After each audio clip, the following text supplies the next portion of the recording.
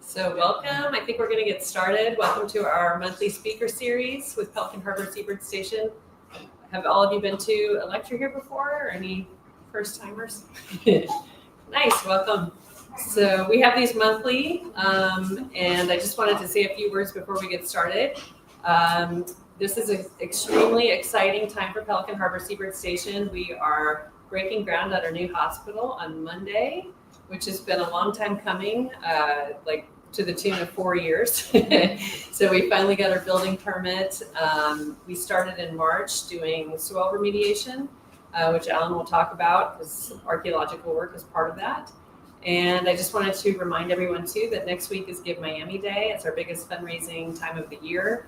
So if you feel moved to donate, we would appreciate it immensely. And with that, I will pass the mic to Rosella, our educational coordinator. Hello, I'm here with Mowgli, our fantastic Eastern Screech owl. And tonight we have the pleasure to have here with us Alan, who will talk about the South Florida archaeological history. Enjoy the presentation. Thank you for that introduction. I'll get this going here real quick. So before we get started, do a little bit about myself. I'm gonna Maybe pull your camera a little further over this way. hold it this way. Pull it a little more over. A little bit more, a little bit more. There you go. Coming in. That's good. All right, you can see me over here. And then I'm gonna forward the slides here on this one. Sorry about this, folks. Technical difficulties here. There we go. That looks a little bit better. Yep. Yep. All right. That'll go. Looks pretty good. Thank you. How do I start the slideshow? Oh, what's up here? There you go. There it is. Okay. So I'll just start by a little bit about myself. I'm born and raised in the county of Dade. Graduated from Palmetto High. Did a short, we got a Palmetto grad in the audience. All right. Did a short stint enlisted in the Army, and I got back home and attended the University of Miami, where I got a bachelor's degree in anthropology. Married to my beautiful wife, Chloe. We have a young 2-year-old boy named Archie. And for the past 13 some odd years, I've had the privilege of working in one of the coolest jobs, in one of the coolest places to have this job. I'm an archaeologist in South Florida. It is challenging and intriguing, sometimes a little dangerous, but mostly silly. And every day I'm learning something new or challenged to figure it out. So I'll begin the talk with a brief overview on the history of human occupation on the Florida Peninsula as we know it. We're going to start off in the Paleo period. We're going to kind of skip a stone over the Archaic, and I'm going to land us into the Glades, which brings us into the Little River side. So, the earliest evidence that we have so far of human habitation in Florida comes in around the tail end of the last ice age. This is the last glacial maximum, as they would call it. This is around 15,000 years ago. Now we continue to push this date back. The more evidence that we have, albeit scant evidence of Paleo Indians in Florida, but it is around currently 15,000 years ago. During this time, sea levels were approximately 100 meters lower than they are at present day. That's about 300 feet lower than they are today. The extent of the Florida platform would have been approximately doubled. The shoreline on the East Coast would have been not that far off the reef. So we're talking about the 300-foot topo line, which is just off the reef, just a couple of miles on the East Coast. However, on the West Coast, it would have been far more dramatic, extending about 150 miles out from the current shoreline, all the way out to the end of the Florida Escarpment, as they call it. Climate would have been cooler and more arid, with certainly less precipitation than today.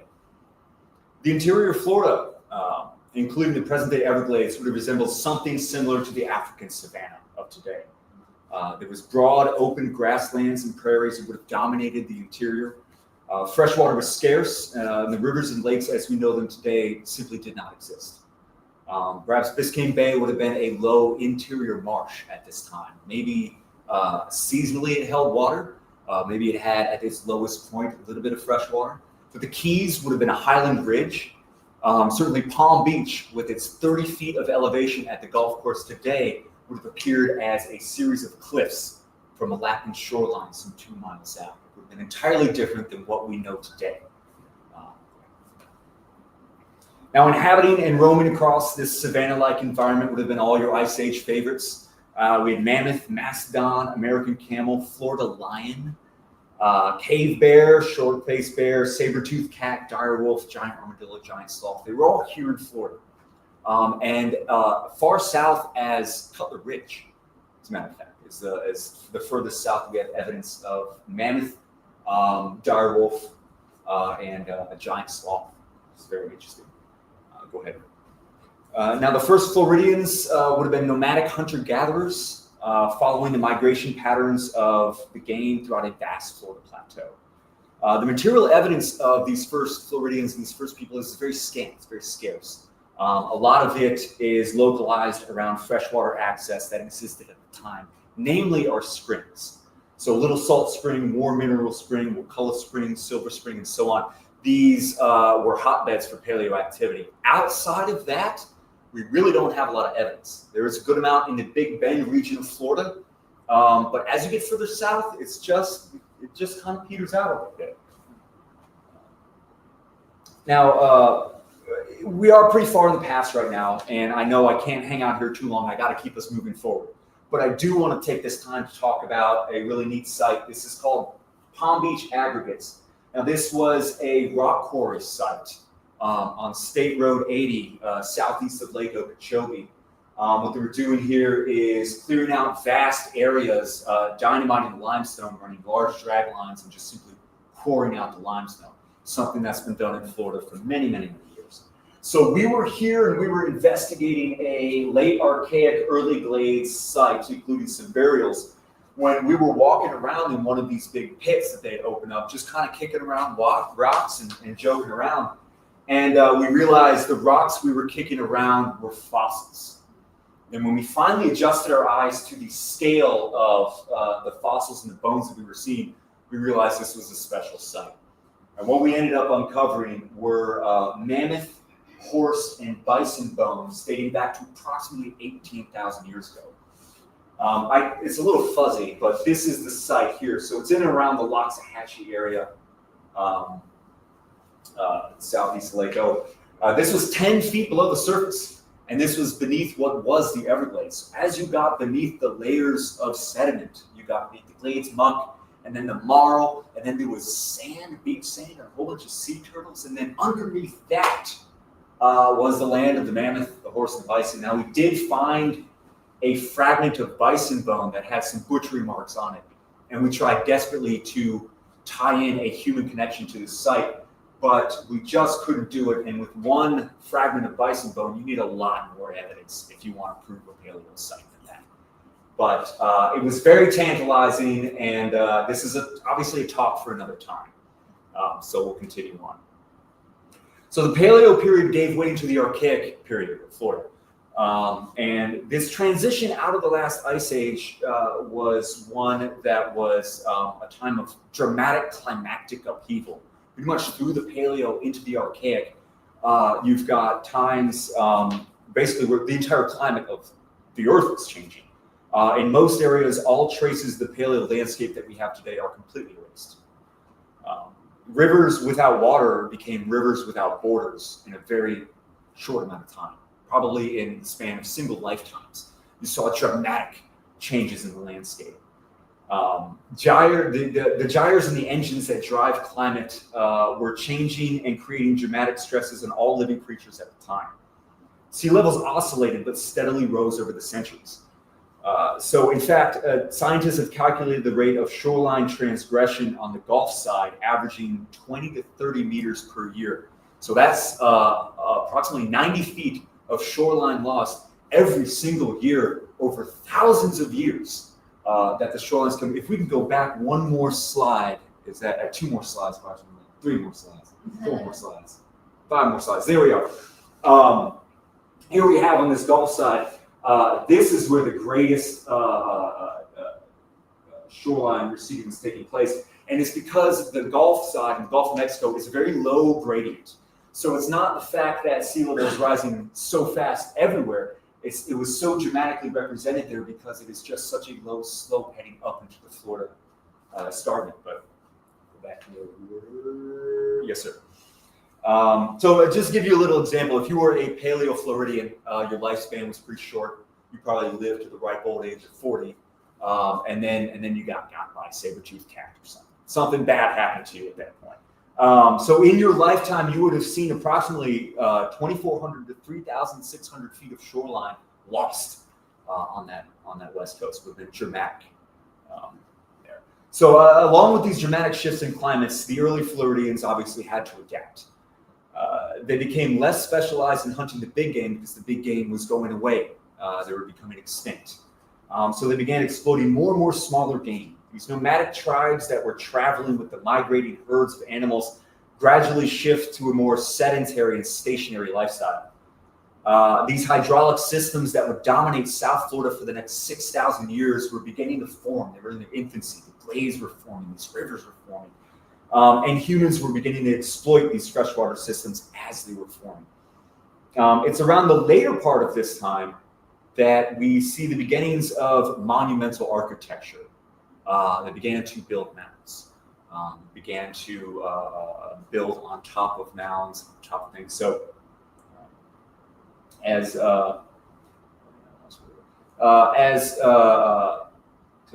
lost myself here, pardon me. So as freshwater became more plentiful, people were settling in areas of greater concentrations of food. These estuarine environment here, where freshwater meets saltwater, is one of the most calorically rich environments that you're going to come across. That's why you find a lot of settlements, some of the biggest, around the mouths of rivers as they empty into the sea. As their populations grew, they built more. They built on top of themselves, which brings us into the Glades period. Now, with larger populations comes more methods of control and stratification, and large, complex chiefdoms arise amongst these Florida tribes. Vast networks of trade are established, alliances are formed, wars are waged, cultural practices become more elaborate. And it's during this time that we have the tribes as we know them today are fully formed. The Calusa, the Tequesta, the Yega, the Ace, the Matacumbe, they were all present during this Glades period. So now it's this time that we have the high watermark of the Tequesta tribe. Their capital city was on the mouth of the Miami River. From our excavations, we've unearthed an incredible wealth of information about their material culture. We've been excavating the Miami River for years and years and years in several different spots. And it's just that we have an immense amount of artifacts from there. Now the Tequesta, they were hunter-gatherers. They had no need for any formalized agriculture because of the rich environment that they settled in. Not only that estuarine environment, that system of mixing waters, but they also had the bounty of Biscayne Bay. They had the interior hammocks, the pinelands, and the Everglades to exploit. Here on this slide, we see photos from the excavation in Met Square. This is on the north bank of the river, and this took place, these excavations were around 2010, 2011, is when you see present excavations as they are there. Now, this was, what you're looking at pretty much is 13th to 16th century downtown Miami.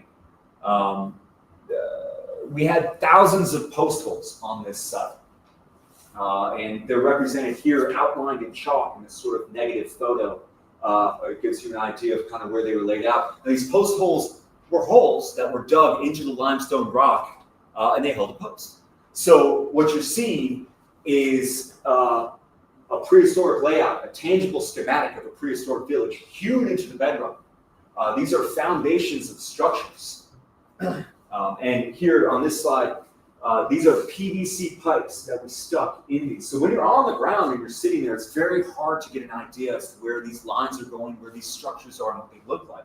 So we ended up cutting PVC pipes and putting them in there. And through doing that, we discovered these linear alignments coming in. There's 22 linear lines and 12 circles that were present there. Go ahead. Now, when I say a circle, I mean quite literally a circle, obviously, from what you saw. I'm sure a lot of folks here are familiar with the Miami Circle. It was the first of such circles that was discovered. This was unearthed in the mid to late 90s. It was a big stir in Miami. That is just one in a series of circles. Shown here is one of my favorite circles. This is the Royal Palm. Now, what you're looking at are foundations of houses or dwellings or structures from the Tequesta. I hesitate to call them houses. I'm sure they were houses, a lot of them, but some of them could have been different ceremonial. So I just kind of blanket refer to them as structures. The Royal Palm Circle is two concentric circles, two lines of post holes. That doesn't represent one circle itself, but rather two builds. Now, sometimes, actually, can we go back one? So some of these are standalone circles. You see, sort of standalone, they're singular builds. Others kind of look like just a shotgun blast of post holes, sort of a menagerie of post holes that create a rough circular feature. This represents builds and rebuilds in the same spot. In fact, this is the 3rd Avenue Circle. You can see this today exposed on 3rd Avenue and Biscayne Boulevard today if you head downtown. Let's see. All right. Just real quick, we'll hang out here for just a second. This represents different sites: 8DA 11, 8DA 12. These are Florida codes for the sites of the capital city of the Tequesta tribe. Here we have, this is where the Met Square site was. This is the old site of the Flatters Royal Palm Hotel for the 1890s. When I was showing you all these post holes, this is what was existing here on this parcel, approximately here, I believe, these two. Now here, later excavations on the south bank. We're here at 444 Brickell most recently. We unearthed an incredible amount of artifacts there. A lot of trade goods were here on the south bank. But when the Spaniards in the 1530s or so, they only saw a settlement on the north bank on that. Okay. So I mentioned the wealth of material culture that we had gotten from the excavation, both sides of the river. What you see here are shell artifacts. They're made from conch and whelk shells. So there is no workable stone, so to speak, in Miami. What we have here is limestone, it's oolitic limestone. In fact, a lot of folks sort of incorrectly refer to it as coral rock. It's actually not. It's an inorganic formation. It was a sand dune, an underwater sand dune that's only about 100,000 years old. It's very young. You can find coral rock, but you have to go about 20 to 60 feet beneath the limestone that we have. Anyways, this limestone is not good for making tools. It's very friable. It's just, it doesn't hold an edge. So what the Tequesta would do is they would make an abundance of tools out of conch shells and whelk shells and marine shells here. Now the conch shell is sort of like the Swiss Army knife of the Tequesta. They made an abundance of tools out of them. And what they would do is they would reduce it. Initially, they would strike it in a certain spot where you sever the muscle attachment. The snail would fall out. You'd eat that because that's good to eat. And then you've got this gorgeous shell here, and it's a hard shell. It's great for making tools. You would initially knock off this lip, and in doing so, you would make what we call celts. Now these celts, there were axes and adzes and cutting tools and scrapers. They hold an edge very nicely. And this is what they look like now, obviously a little fuzzy here. But at the time, you can imagine they would have had these beautiful yellow and pink coloring to them. They would have retained that enamel coating on them. They would have looked really incredible. These artifacts were prized in places where you could not get them. You can't find a conch shell. This was an incredible thing to trade. So in doing so you would knock that lip off, and then you would continue to reduce the shell down. You would continue to reduce and knock more bits off of it. You would make tools as you go until finally you've reduced it to the columella, which is the interior spiral of the conch shell. That is sort of the final tool that you can get, so to speak. And you use that as a spear or a gig or a drill, or you would use it to bust up more shell and make more shell tools. This is just a small example of the incredible amount of shell tools that we have.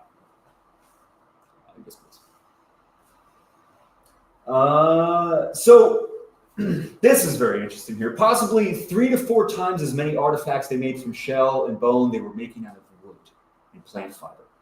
But that is such more of an ephemeral and organic material, it just simply does not survive in the archaeological record.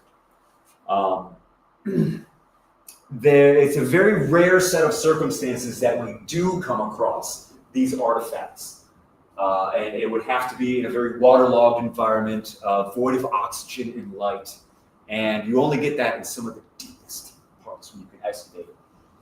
We had that on the south bank of the river at 444 Brickell, deep within a natural upwelling, a spring that was on the site. We found these artifacts, and this is 6, 7, 8 feet below the surface where we were digging.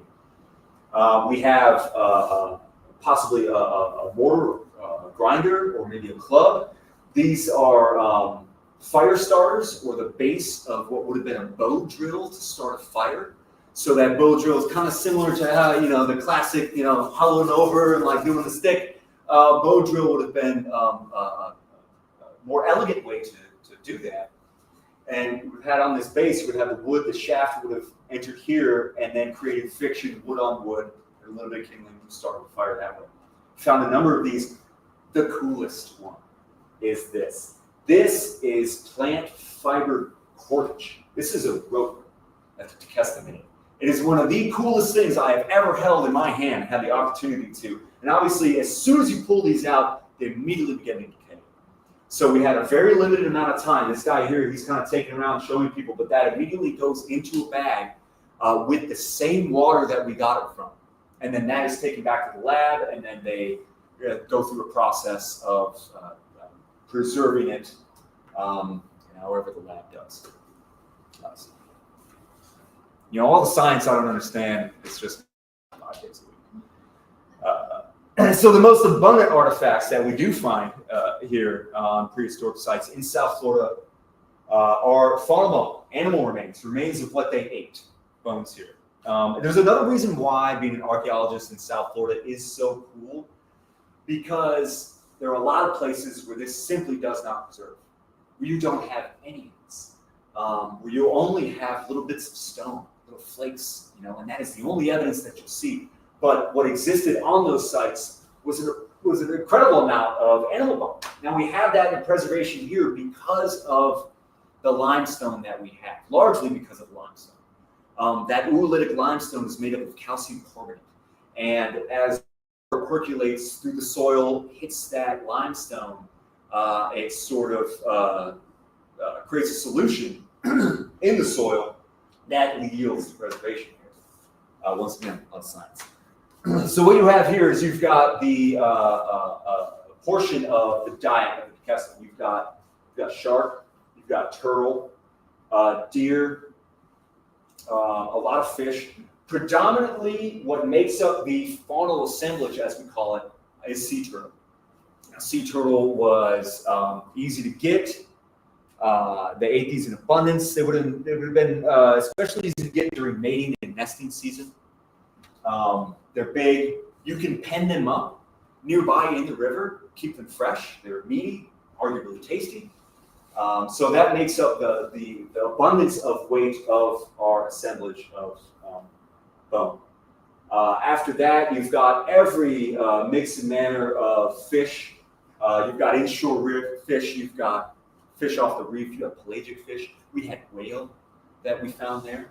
And the Spanish have accounts of Tequesta feasting on whale. Also, they made tools. They made points out of these bones. And they carve intricate little carvings into the bones too sometimes. So in addition to the shell artifacts, we have a lot of bone tools. And a lot of bone points and a lot of bone pins that they would carve out of split deer bone they would get. You also have bird, gator, snake, crab, clam, raccoon. They weren't necessarily picky eaters. They ate a lot of what was around them. So lastly, we have pottery as the last major artifact category that we get from these Tequesta sites. So the production of pottery began in Florida around the late Archaic, about 2500 BC. The material makeup and the design of these ceramics varies within region and the time period that they were created. So for a moment here, I'm going to get into dating an archaeological site, how we date a site. There's one of two ways that we date a site.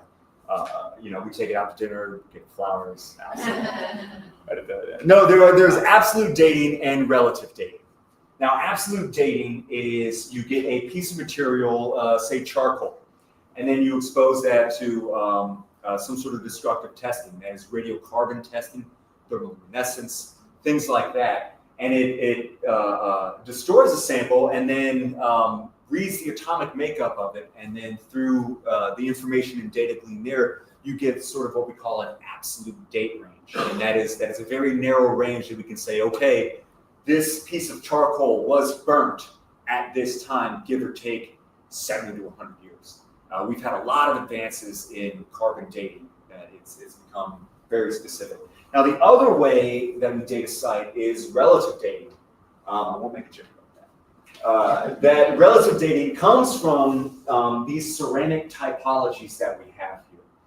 So a lot of these styles and these incisions in ceramics sort of came in and out of fashion in different time periods. And we know this due to extensive archaeological work all around Florida, compiled data on these. So we now understand that different styles appear at different times, different places. For example, this one right here, this little beauty, this is sandbell incised.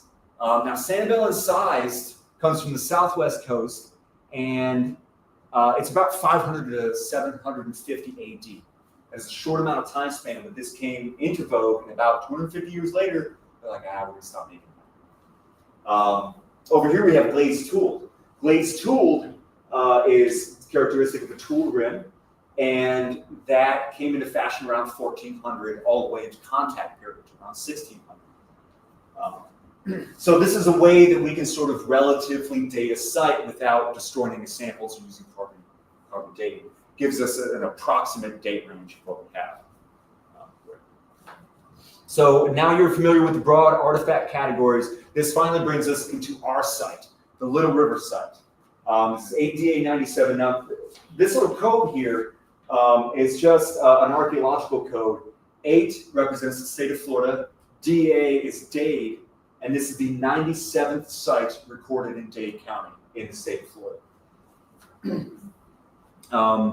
We began excavation in March of this year for Pelican Harbor's new location for their Seabird Hospital. Before we started there had been no systematic or extensive excavations on this site. So it was very exciting to get in there. The Little River site, as it is called, it was first documented by Dan Laxon in 1958. And he reported it as mostly destroyed. Now, we saw it on the east side of the railroad tracks. This site, as we are now, we're on the west side of the railroad tracks. So all he saw was on the east side of the railroad tracks. He dug a couple of shovel test pits. He said, this site's done. It was destroyed. Flagler nuked the railroad. It's done. But what we did find is that there are large intact portions of this site where we are on the other side here. Now, of course, we're doing this in concert with Pelican Harbor, who's been instrumental in preserving large portions of the site. This is by far not the norm in South Florida development. Believe me when I say that I've been doing this for some time. We do not have this sort of cooperation. This is kind of unprecedented out here. They've been very conscientious. Pelican Harbor has been very conscientious about the site. It has altered their plans based on our recommendations of what we know about the site. Which has really limited the amount of disturbance that's taking place here, ensuring the best possible outcome in terms of preservation. So by keeping their impact into the cultural horizon, as we call it, and I'll get into that in a second, that requires less excavation on our part, overall less disturbance to the site itself, and then preserving it in the best possible location in the ground, which is where we want these archaeological sites today. But what we know so far about the site, it appears to have been a small to moderately sized Tequesta village site, perhaps housing several families, situated on a rather conspicuous bend along the Little River. It's just downstream from a couple of freshwater springs that used to exist, probably still do within the watercourse. And of course, the Everglades is very close, very nearby. It would have been a prime location. Now, this is our date range that we have so far. This is a working date range. This is our relative range.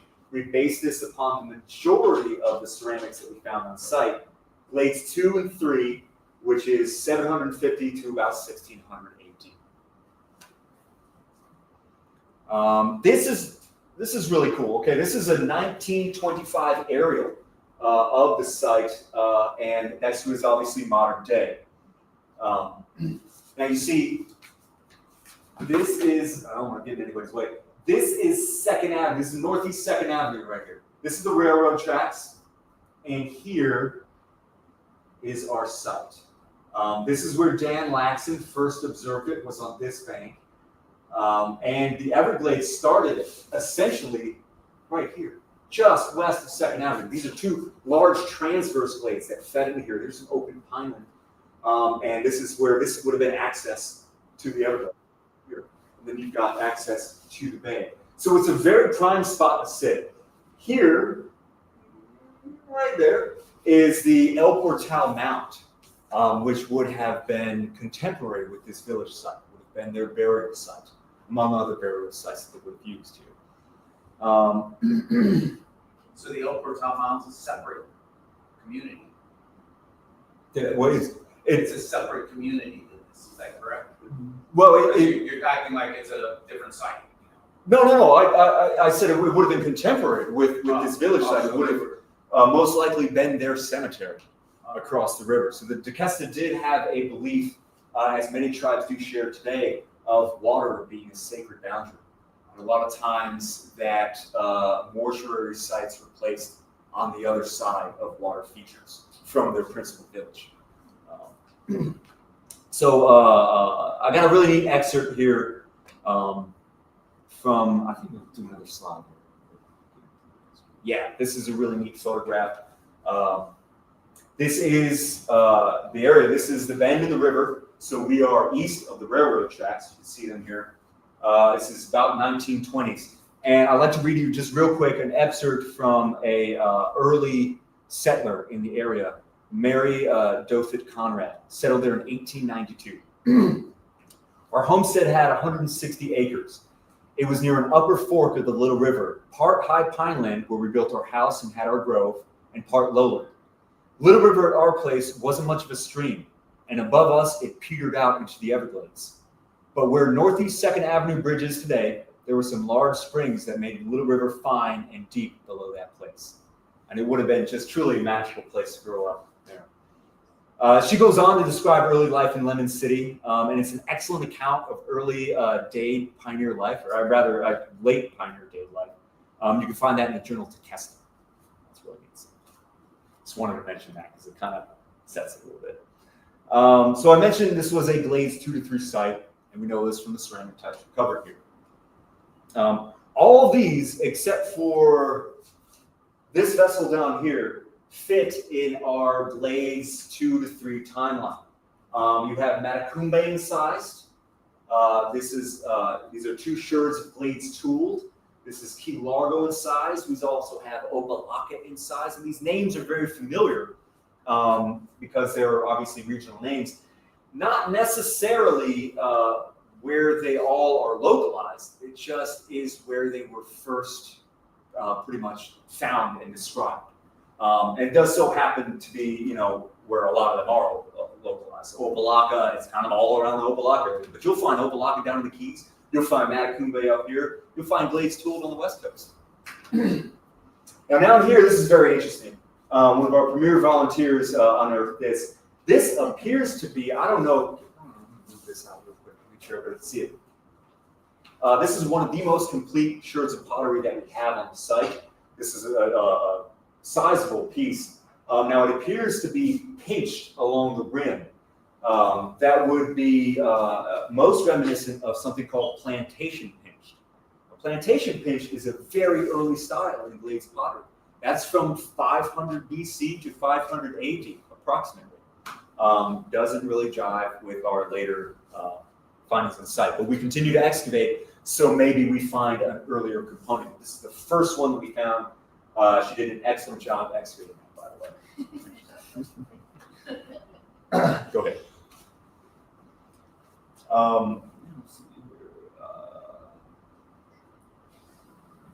Did I skip a slide? I hit twice. There it is. There we go. Okay. Of the faunal assemblage, the bones that we've recovered on site, we have turtle, of course, various types of fish, shark, ray, as well as a good amount of deer and snake. We have a good amount of deer on this site, so it tells us that they're exploiting the local hammocks and the pinelands. This is deer vertebrae, and these were all in a line. So we have a portion of that deer that was actually interred or buried in the site. Whether or not they just had segmented the deer and ate it on the site and then just simply threw that down, or not, we're not sure. That's an odd way to find deer. A lot of times we find deer fully disarticulated, kind of all over the place, and well used and eaten on the site. So that was an interesting find to see. To date, no alligator or crocodile, which is kind of strange because they are known to exploit those animals and eat them, but not here so far. Some sites you have an abundance of gator, some sites you don't. So we'll have to investigate a little bit more and figure out that. Also, we have, this is an example, this is just a conch shell, but we have fish vertebrae in there. So we kind of carve all that out. This right here is a feature. This is, I believe, a portion of a dog burial on site. I do not believe that is prehistoric, though. I think that might just be somebody's dog. Which often we do find, you know, it's a bit of a morbid thing we find here. Go ahead. So on the shell side of things, we of course have conch. We've got a bit of whelk as well as clams.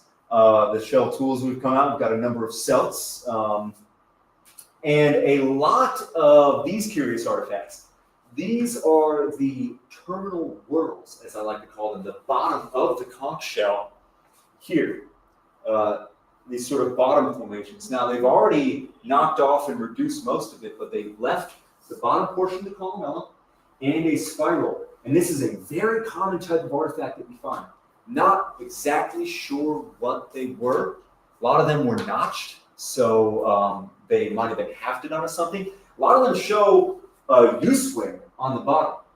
Now initially you might think drill, and perhaps a drill, but boy, they were doing a lot of drilling, because we do find a lot of those artifacts. Here is a top end of a conch shell. I'm holding it by the crown of it, so the top portion of it, and everything is reduced. The columella was left, and this is heavily battered in, heavily bashed in. It's not a spectacular photo to see, but there's a lot of use wear on that, which might have been working more shell. You could hold that crown very nicely in your hand.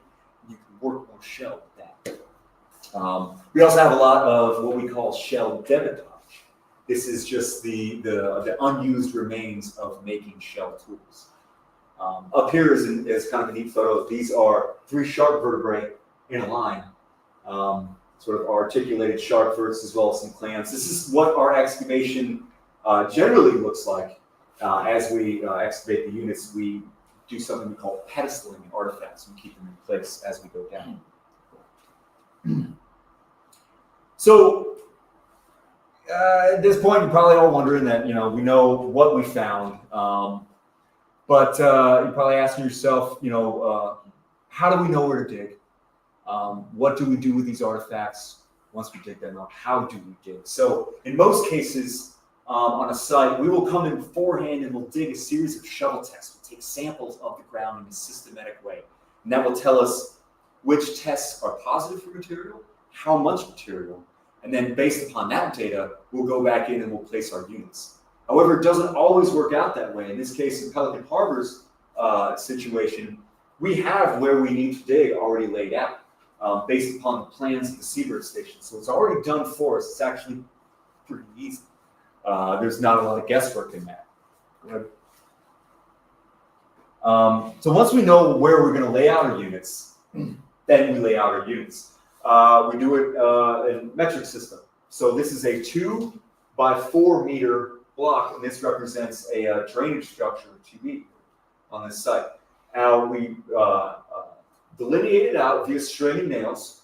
Then we begin excavating with trowels or shovels, and we take it down very systematically, centimeter by centimeter. We remove the dirt. It's sort of akin to sort of drain liquid out of a tub, something like that. If you look at it over time, all the dirt is being excavated away, and you are left with this very strange formation. This is the oolitic limestone that I've been talking about. It has this Swiss cheese look to it because of thousands of years of rainwater percolating through. The acidity in the rainwater eats these holes away and creates a karstic environment in limestone. It's very wild, but this is what the limestone looks like underneath your feet, Miami. It's pretty much like that everywhere. In rare instances do you have a smooth caprock, as we like to call it. And we had that at the north bank of the river in that square. That is what was conducive to so many of those post holes being dug there. But this is how we excavate, and we do this over a series of weeks as we come in. And then eventually, when we're finished with one unit, we move on to the next, and the next, and the next, and so on until we complete that line.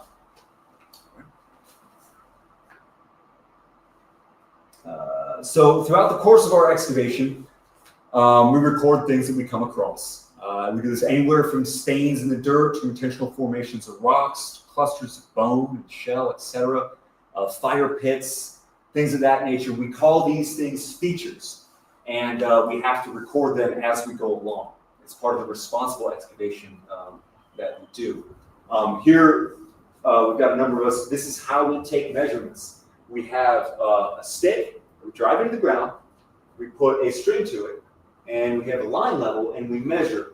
And obviously, we rectify this point based upon the geodetic survey. So we get an absolute elevation from these points when we're finished with it. But every point is taken from one thing, one datum, as we call it. This is how we measure every single point in the unit.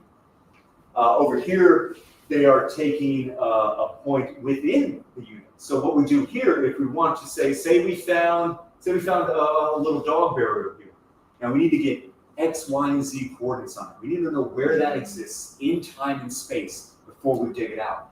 So they're drawing tape measures. They're running tapes here from one corner of the unit. They run one tape, then they run a second tape. So we have our X, we have a Y, and then the Z is the depth.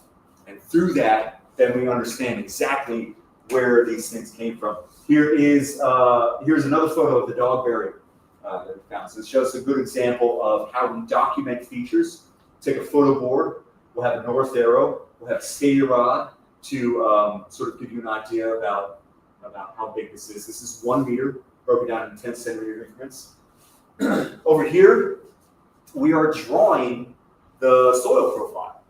So in some of the units, it becomes necessary to draw the subtle changes in the soil as we come down, as we excavate and take a look at them. So at the end of it, it's a very painstaking process, but over much debate, we find out all the little imperceivable changes of soil in there, and then we literally hand draw them out. It's one of the more frustrating things of archaeology. Some people love it,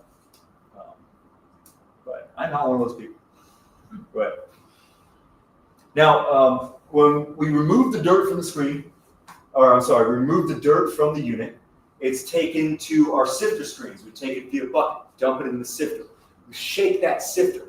As a 1/4 inch hardware mesh that we shake it through. And then we take out all the artifacts out of that, and we bag these artifacts. We bag them per unit, per level. Now, the level is how we excavate. We do it in 10 centimeter increments or 20 centimeter increments. But that way we know that all of this bone came from unit 38, level 3. And level 3 is 45 to 65 centimeters below datum. So then we can reconstruct this back in the lab and we can say all this animal bone came from this one spot at this depth. And then we generate a report and an understanding of the archaeological site as a whole. These are bagged up in the field.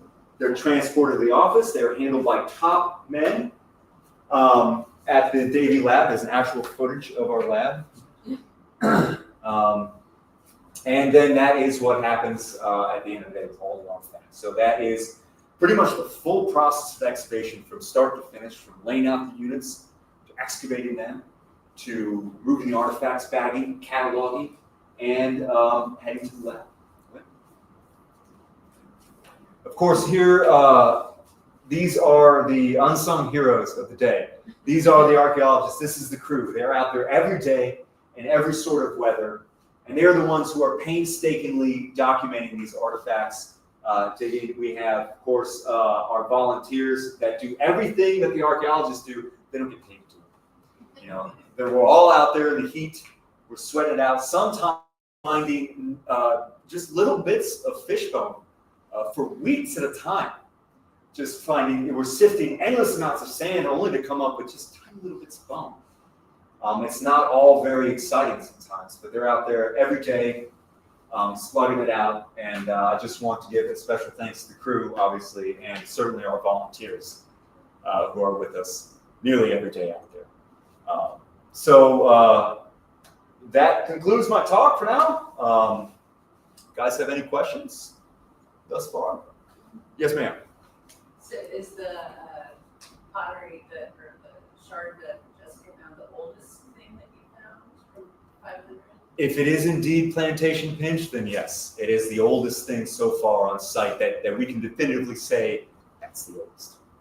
And have you found any monk seal? Not yet. Not yet. I don't know. Yeah. Yes, sir.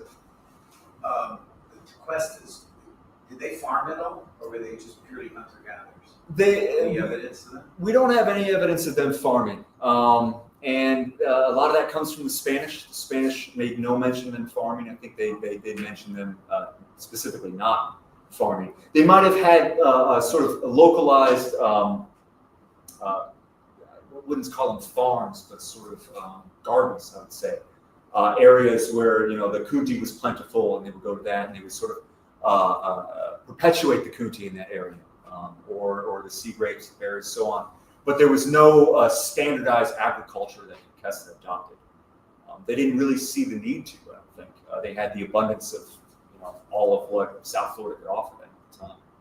How big of a settlement do we anticipate this area was? Of the Little River site, I'd Or see. is it purely a guess? I would venture to guess. I would say it would be a small to moderate village size. Now, I'm sure that the population sort of increased and decreased throughout the years that they were there.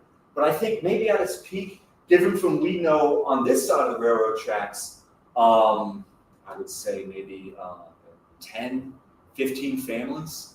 Oh, so very small. Yeah, around that. But there were Even with the size of the El Portal mounds, doesn't that indicate a larger settlement?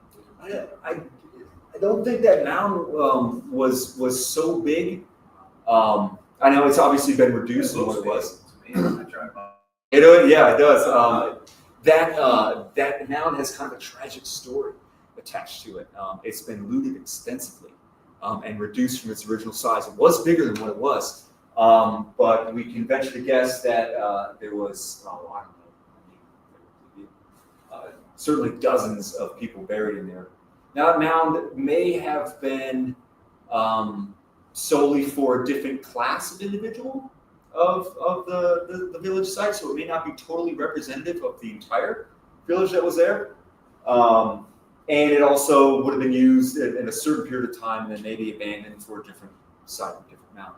It's difficult to say. It's difficult to use the mound as a gauge of population of that site. And it's difficult to say because we only open up small windows in it to sort of gauge how many people actually live there. But we know that they lived there for hundreds and hundreds of years on that one site. It's all just sort of guesses at this point. What's the difference between a burial mound and a habitation mound? Because on the plaque in front of the El Portal mound, it says it was a habitation mound.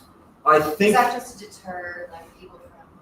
I believe so, yeah. I believe that's more of a deterrence because it has been heavily looted and a lot of bodies were removed out of there. It was sort of in vogue back in the day, in the early 1900s, late 1800s, to go and dig up a mound. And you just go and dig up the skulls, and it was a neat thing to do back then. Obviously, we don't do that today, but that was kind of a fun outing back then. Question. Yes, sir. Your involvement with this, are you working with a state agency or is Pelican Harbor mandated to hire an archaeologist because this is a dedicated site, or how does that work? And how are these people getting paid? Oh, that's a good question. It is part of the permitting process for the city that when you break ground in, or intend to break ground in an archaeological zone along the rivers and the bay, that you have to hire an archaeologist to come in and conduct a survey. Based upon that survey, what we find, then we come in and do more extensive excavation. So we are a client. Pelican Harbor is our client. You're an archaeology consultant? Yes, yeah. So we're an archaeological consulting firm. We're very business of archaeology. And there are essentially two different realms. There's academic archaeologists. Those are the ones you see on Nat Geo. They do the pyramids, they do the really cool stuff. And then there's the construction archaeologists, or cultural resource management. And that is our realm of archaeology. That's the business of archaeology. So we are paid by the client to conduct this, to fulfill a requirement by the city of Miami, and a broader sense, the state of Florida. Yes, just to let you know, so not only is Pelican Harbor funding this, which we're happy to do, and it's exciting because we're going to be able to have some of these artifacts that are facility on permanent display. In the 20s, the site was also a citrus grove, so we had to do a soil remediation on the entire property also. So it's been expensive. Just keeps giving. Undertaking. And that's another reason why we're extra excited about finally bringing ground officially. And happy to do all this necessary work. It's worth it. It's certainly been a process, yeah, I know it has. The facility that you showed, you said in Navy that had all the crates, Oh, yes. is that just for a regional site or is that for the state of Florida? How? That, I have to apologize there. That was a bit of a joke. Oh, okay. But we have a large barn that houses those artifacts, and that is sort of a licensed repository to hold artifacts. So not every facility can do that. So we have to get sort of special permission. Technically, it is a museum. In order to house the artifacts, it has to be classified as that. Is it open to the public? I believe you can go and see it if you want to go see it. It is located in Davie. There's nothing to really see. Everything is in boxes and cataloged. What it is universities and things like that, entities of that nature can kind of come in and they can do studies on the artifacts. We have a list of what's there. So if, say, FIU has got a grad student who's doing a project in a certain field, they can access our collection and use it in their study. Well, but Chloe brought up a great point that a number of these artifacts that we find here at Pelican Harbor are going to be on display at the new Seabird station. It's a very exciting part of this collaboration. Again, there's a lot of things that we don't have normally happen when we're dealing with developing sites. So there's going to be an interpretive exhibit. It's going to be a very exciting part. It's one of my favorite parts of the Seabird station, obviously. Yes, ma'am. So I didn't hear you mention manatee.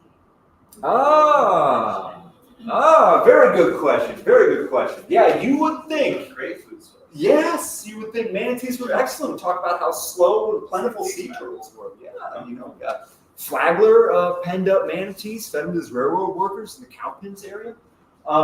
There is a conspicuous absence of manatee in our faunal assemblage. Now, we don't exactly know why. And we sort of, when archaeologists don't know the answer to something, we just say it's ritual, some ritualistic practice. And this may very well be, they may have venerated the manatee in some way.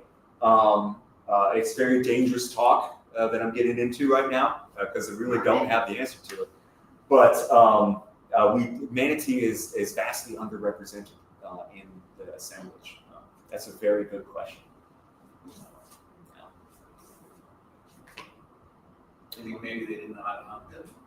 I think they certainly knew how to hunt them. And they could kill deer, obviously. They could kill deer. They were getting pelagic fish, you get dolphin out there. They have whale. So they were certainly well adapted at hunting in the sea, and you would think manatee would be plentiful, especially up the Little River, up these streams in the wintertime. I mean, they're coming in. So When you say pelagic fish, you're meaning ocean. yes, sir. Yes, beyond the reef. Raging ocean fish, so they were going out to the ocean. They're fishing beyond the reef. Yeah. Oh, yeah. I have evidence of that too as well. So yeah, I just don't know why manatee. We do find manatees sometimes, but not in the abundance that you would think of if they were eating. And when I look up on the Tequesta and reading everything, they always mention manatee. No, to sometimes eat manatee. So when you didn't mention it at all, so I was like, Because I very, very rarely see it. It just doesn't show up, so I can't definitively say that they were eating them. Maybe maybe a very special occasion. Now the monk seal, Caribbean monk seal, sea wolf, as the Spanish call it, that we know was reserved for a higher status of individual. So we don't find that represented a lot, but we do find that more than we find the manatee. Great question. Thank you for that. I'm sorry. Yes, ma'am. This question is going to involve you maybe moving some slides back, if that's possible. Yeah, sure. What do we want to see? Let's go back. So you did, when you had the map, you were kind of showing where the Everglades starts, Yes. and then where it was high. Yes. Yep. Can we just go back in? Okay. So it's difficult to see on this area. This is 1925. So Second Avenue is here. There's the railroad tracks. Now, I think this is like this is where the Citadel is, and all of the cool bars and shops. The Everglades would have started approximately here. So just west of Second Avenue, you've got what's called transverse glades. And these are sort of just lateral glades that run nearly perpendicular to the general flow of the glades that's coming down. These are funneling into a channel. Basically, you've got high rock on either side, and it's channelizing the Everglades into the little river here and flowing out. This is. would it be like around North Miami Avenue, the beginning? And you would say? I guess so. If we're looking at Second Ave, over here, Second Ave is right here. I think this is North Miami Ave right here. So, approximately, yeah. Approximately, I think if we could say probably Miami Avenue right about here. So yeah, this would have been crossing the marshy lowland. That would have been just the glades coming into here. The Mary Dothet's homestead was around this area. She talks about the Little River sort of petering out into the glades just west of where she was. Some freshwater springs just nearby the Second Avenue Bridge, where it is today. And then we're set over there. So do they know exactly where like the boil was for the spring? I don't know.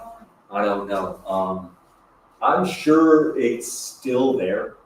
These springs, the aquifer, since we have dammed and diked and drained the Everglades, the pressure on the aquifer is a lot lower than what it was back then.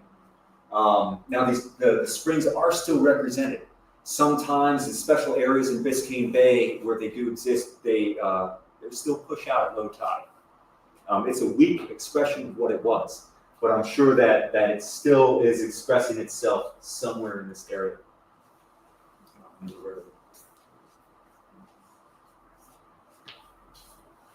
Anybody have any more questions?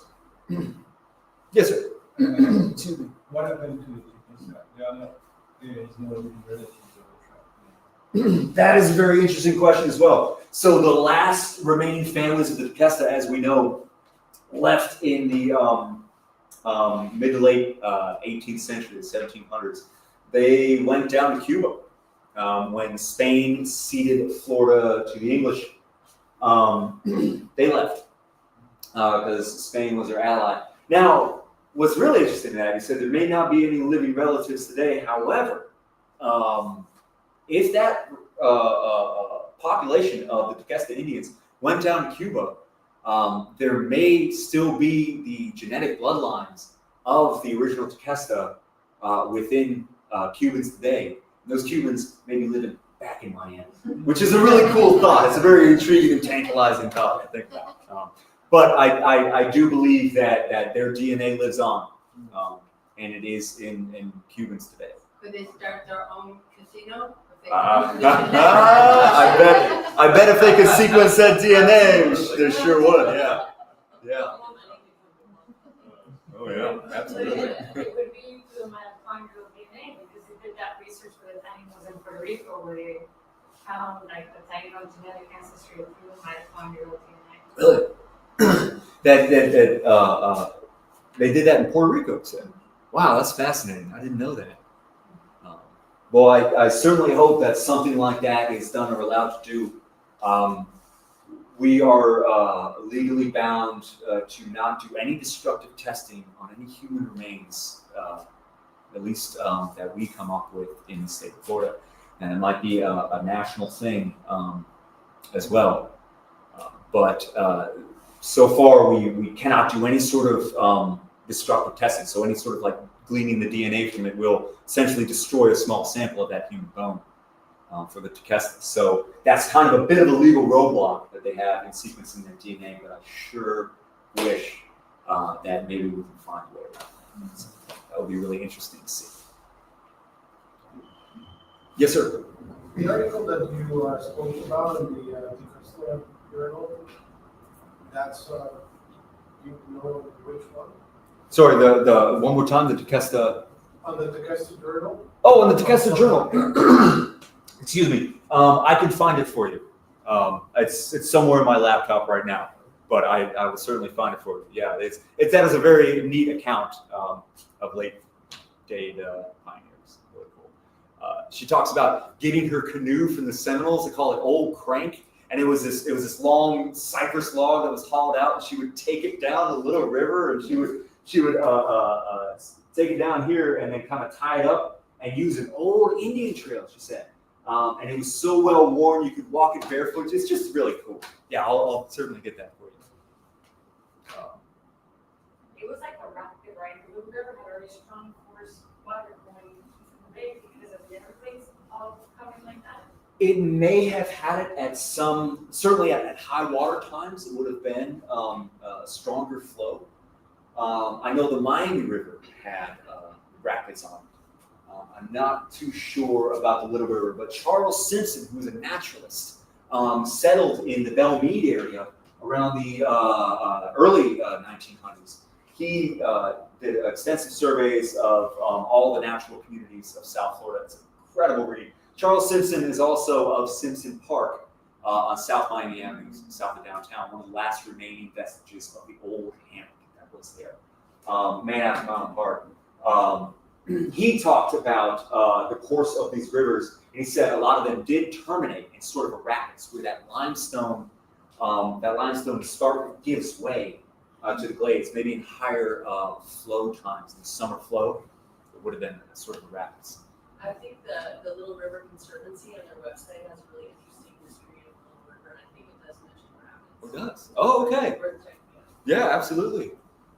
Absolutely. Very cool. I suppose if they were, they would have been, somewhere west of that Second Ave Bridge, where it meets the glades.